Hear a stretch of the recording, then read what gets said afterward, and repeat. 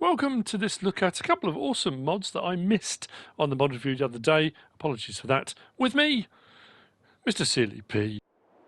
Ladies and gentlemen, this is an addendum to the mod review for Friday the 23rd of February. I don't usually do looks at updates. Sometimes if an updated mod has had a significant change, not always, but sometimes I'll go and look. I will often do it if it's a mod that I'm using regularly or at the moment or some of that. I might talk about it. Now, I missed this yesterday and I apologise. The Colossus Harvesters Pack by Chris S. Riley S. Thank you, Tiago, for letting me know. So, if you didn't watch the mod review yesterday, the Colossus Harvesters Pack by Chris S. Riley S. had an update. Part of that update was the addition of a whole load of new grape equipment. Now, I'm not going to review that again because I did that on the mod review, but I did miss something. But just to give you a quick, so we've got grape harvesters, and we've got, in the style of Chris S. and Riley S., we've got unrealistic capacities, we've got unrealistic speeds, stuff that basically just can make your life easier if you want to use them. And again, you don't have to. No one's forcing you to. The standard version will harvest a little bit faster. You can have the capacity set as standard. You don't have to have the speed turned up. You don't have to have the capacity turned up to Unreal.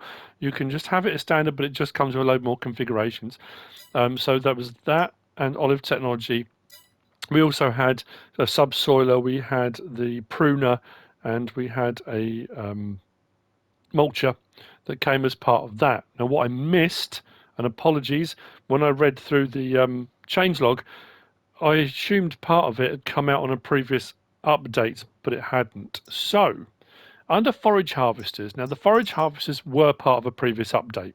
So the Colossus 6000 forage harvester, I'm not reviewing that, but what came out, if we go to our tools and we go to our forage harvester headers, what we previously had, if I scroll across until we get to them, we have the Titan Forager and the Titan Forager Unrealistic.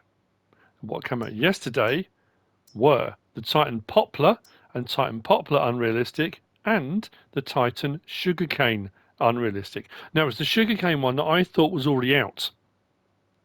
But if you find, again, you don't have to use them. You don't have to use them unrealistically.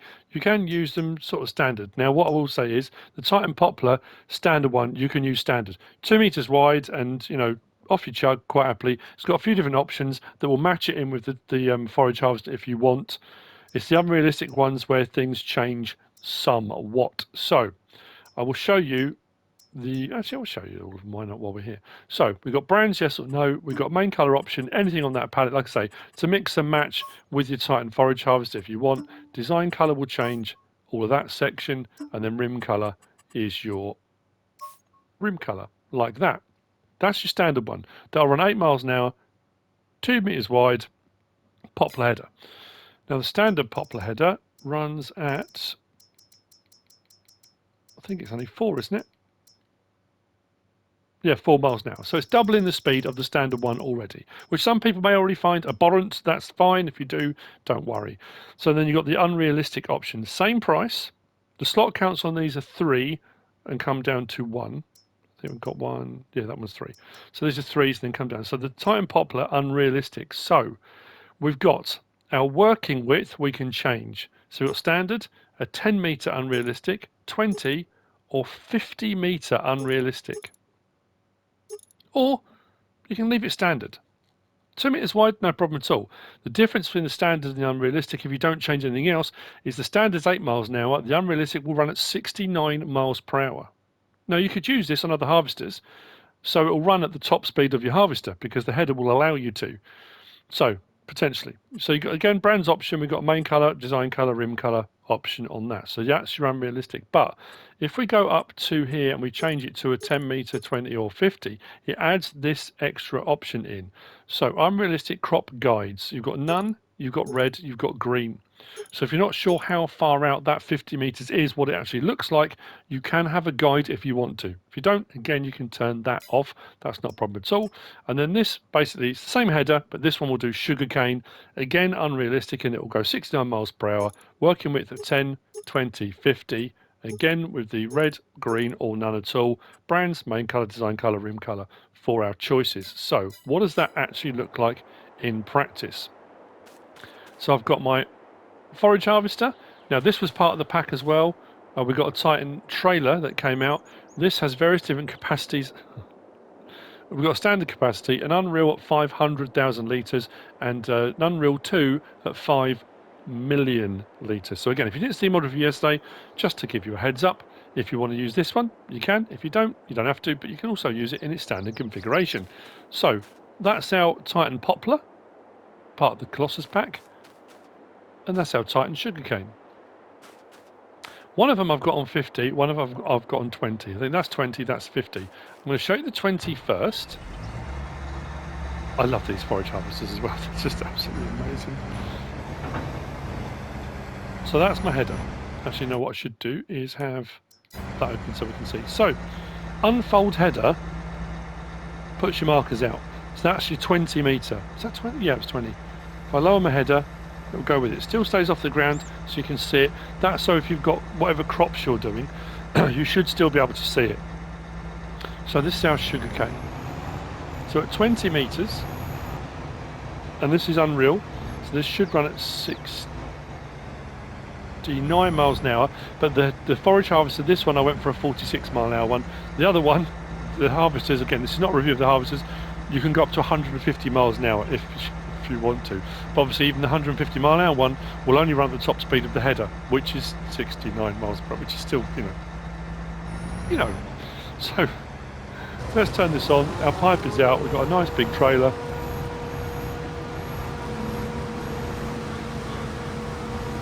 And I still keep thinking back, and this is the thing, because it's been changed to Titan, and this was where I think TNT went wrong. I've said this many times before, unrealistic capacities, unrealistic widths, all that kind of stuff that we didn't really get on console. TNT Modding was the person that pushed the boundary on that on FS19 and did get in a bit of trouble because what he'd done was increase the capacities but on standard equipment, and the companies, the brands, weren't happy about it. If you change the brand, I mean, at the end of the day, you can tell sort of what type of trailer, what type of forage harvest, and what type of header. But if you change the brand name, it didn't matter because the companies don't mind then because it's not their brand that you're showing. So it was kind of TNT that pushed the boundaries of this. But this, the Chris S. Riley S pack is just brilliant. Imagine doing a whole, a massive field of this. And if you want to go ultra realistically, again, I'm not saying you can't, and I'm not saying you shouldn't. And if that's what you like to do, that's great, but some people don't. Some people don't have a lot of time. Some people want to get a load of stuff harvested quickly. This will do it. So this will go up to 46 miles an hour, because that's the speed of the harvester I've got set on this one. And something that at 2 metre width would normally take you quite a while. So there you go, 46, 47 miles an hour. That's my sugarcane done for the time being. If you're doing a South American map and you've got, it looks like scorpion, sort of that pincer thing on the front. Yeah, if you've got massive fields of sugarcane. So, that's the 20. Let's have a look at the 50.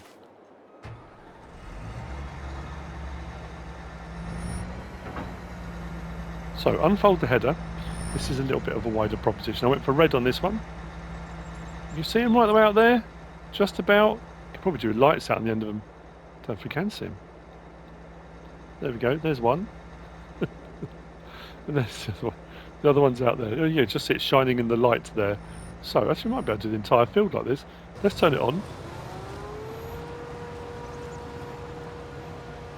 Oh, we're going to be so close. And this is set at 150 miles an hour. So, this will run at the speed of the header, which I've got at 69 miles an hour. Off we go. There we go, Poplar's done. That was right, wasn't it? That's not too bad. 100,000 litres. Sorted. So there you go.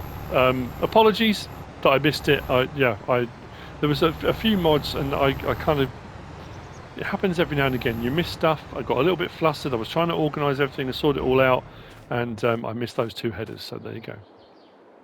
Addendum: the Titan poplar, the Titan sugarcane, part of the Colossus Harvesters Pack by Chris S. and Riley S. I hope you found this useful and informative in some way, shape or form. If you have, please give us a like. If you don't subscribe yet, please do. If you want to leave a comment, feel free. And if you want to share this video, then please be my guest, whatever you should choose to do. Thanks for watching.